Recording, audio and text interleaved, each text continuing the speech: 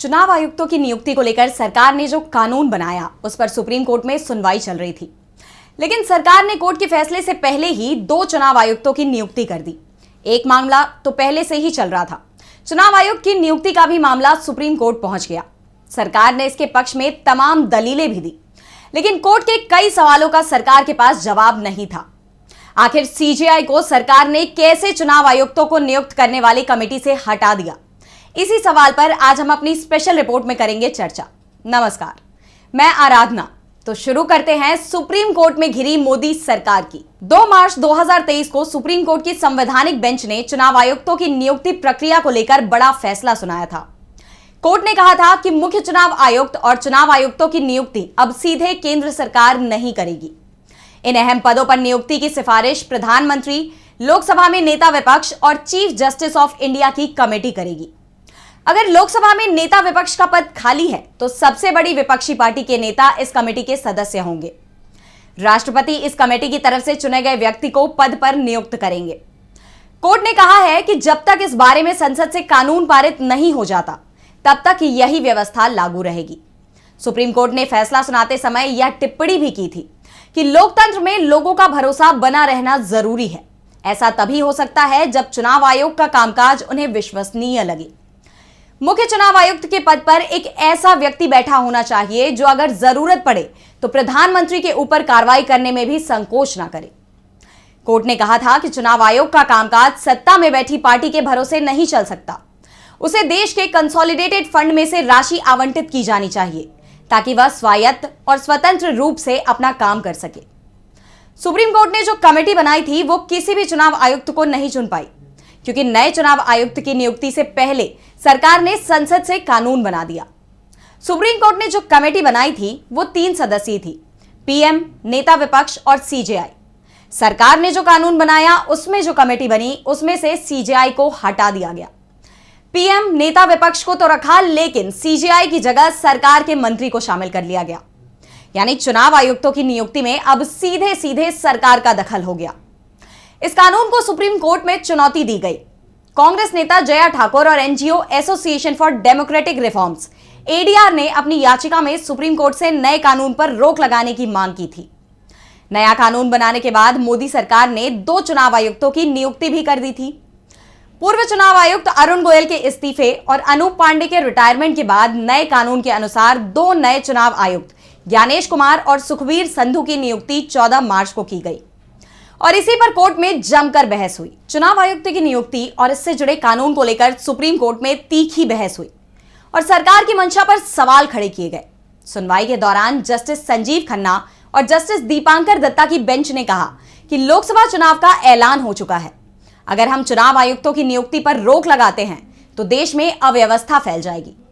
Supreme court ने 2 नए चुनाव आयुक्तों की नियुक्ति पर रोक लगाने वाली याचिकाएं तो खारिज कर दी, लेकिन कोर्ट ने कानून को चुनौती देने वाली मुख्य याचिकाओं पर सुनवाई जारी रखी है। उन्होंने केंद्र से पूछा कि चयन समिति को उम्मीदवारों के नाम पर विचार करने का वक्त क्यों नहीं दिया गया।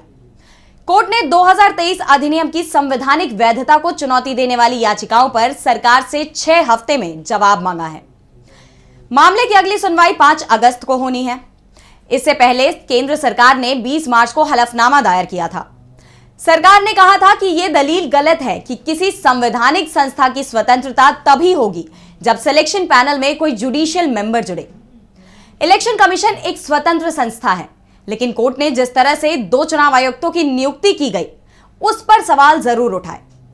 हां, सरकार को इतनी राहत जरूर दी कि चुनाव आयुक्तों की नियुक्ति पर रोक नहीं लगाई। सुनवाई के दौरान जस्टिस दत्ता ने कहा, एक पोस्ट के लिए 5 नाम हैं, 2 के लिए आपने केवल 6 भेजे, 10 क्यों नहीं? चुनाव आयोग के रिकॉर्ड से तो यही पता चलता है। वे 200 नामों पर विचार कर सकते हैं, लेकिन समय कितना दिया गया है? शायद 2 घंटे। 2 घंटे में 200 नामों पर विचार कैसे होगा? आपको ट्रांसपेरेंसी रखनी थी। इसके साथ ही जस्टिस दत्ता ने यह भी टिप्पणी की कि न्याय सिर्फ किया ही नहीं जाना चाहिए, बल्कि न्याय होता हुआ दिखना भी चाहिए। जनता के लिए सवाल उठाने की कोई गुंजाइश क्यों छोड़ी जाए? दरअसल यह मामला प्रशांत भूषण ने कोर्ट के सामने उठाया। उन्होंने दलील दी कि सर्च कमेटी ने 6 नाम शॉर्टलिस्ट किए। 14 मार्च को चयन समिति की बैठक हो गई। उन्हें पता था कि 15 मार्च को हम कोर्ट आने वाले हैं। विपक्ष के नेता का कहना है कि मुझे 10 मिनट पहले नाम दिए गए थे, इससे पहले 200 नाम भेजे थे। यह सब हमारी याचिका को निरर्थक बनाने के लिए किया गया था। भूषण ने अनूप बरनवाल मामले का भी जिक्र किया, जिस पर सुनवाई करते हुए सुप्रीम कोर्ट की संवैधानिक बेंच ने चुनाव आयुक्तों की नियुक्ति के 3 सदस्यों की कमेटी बनाई थी, जिसमें सीजेआई भी शामिल थे। भूषण ने कहा कि अगर चुनाव आयुक्त की नियुक्ति कार्यपालिका करती है तो यह गंभीर खतरा है। सुप्रीम कोर्ट ने कहा कि मार्च 2023 को संविधान पीठ ने जो फैसला दिया था, उसमें कहीं भी यह नहीं कहा गया है कि चयन समिति में कौन सदस्य होना चाहिए। आप ये नहीं कह सकते कि चुनाव आयोग कार्यपालिका के अधीन है। 2023 का फैसला नहीं कहता कि चुनाव आयुक्तों की नियुक्ति के लिए सिलेक्शन पैनल में जुडिशियल मेंबर होना चाहिए।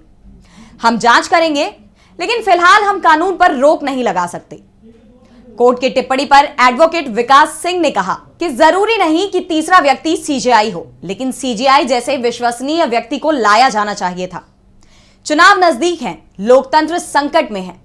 सीजेआई एक समिति बना सकते हैं जो नियुक्तियों की जांच करे। एडवोकेट संजय पारिक ने भी आयुक्तों की नियुक्ति पर सवाल उठाते हुए कहा कि खालीपन है और उसे भरना होगा, संसद को यह करना होगा। लेकिन बेंच की पूरी कवायद यह देखने के लिए थी कि लोकतंत्र को कैसे बचाया जा सकता है। फैसले में कार्यपालिका की विशेष शक्ति छीनने का उल्लेख है। सीजेआई को सुझाव देने की स्वतंत्रता होनी चाहिए। ऐसा ना होना लोकतांत्रिक प्रक्रिया को समाप्त कर देगा। सुप्रीम कोर्ट ने चुनाव आयुक्तों की नियुक्ति के लिए अपनाई गई प्रक्रिया पर सवाल तो उठाए, लेकिन लोकसभा चुनावों का हवाला देते हुए इस पर रोक नहीं लगाई। वैसे भी एक बार चुनाव प्रक्रिया शुरू होने के बाद कोर्ट चुनाव प्रक्रिया से जुड़ी किसी भी चीज में हस्तक्षेप नहीं करता, क्योंकि इससे पूरी चुनाव प्रक्रिया ही प्रभावित हो जाएगी। और कोर्ट ने अपनी टिप्पणी में भी इसका जिक्र किया कि अगर आयुक्तों की नियुक्ति पर रोक लगाई गई तो देश में अराजकता फैल सकती है। सुप्रीम कोर्ट ने अपने फैसले में कहा कि हमारे सामने जो मामला है उसमें 2 पहलू हैं। पहला, अधिनियम और इसकी संवैधानिक वैधता। दूसरा, अपनाई गई प्रक्रिया। प्रक्रिया अलग मुद्दा है, लेकिन आपको नामों की जांच परख करने का मौका देना था। कोर्ट ने प्रक्रिया पर सवाल जरूर उठाए, लेकिन रोक नहीं लगाई।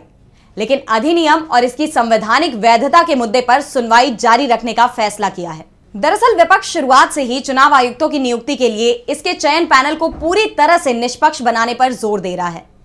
अभी पैनल के 3 में से 2 सदस्य सरकार के पक्ष के हैं, जबकि 1 विपक्ष की तरफ से है।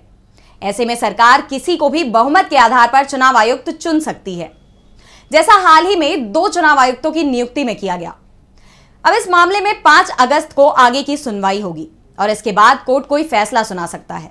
तो आज की हमारी स्पेशल रिपोर्ट में बस इतना ही। अगर आपको ये रिपोर्ट पसंद आई तो इसे लाइक करना ना भूलें और चैनल को सब्सक्राइब कर लें। नमस्कार।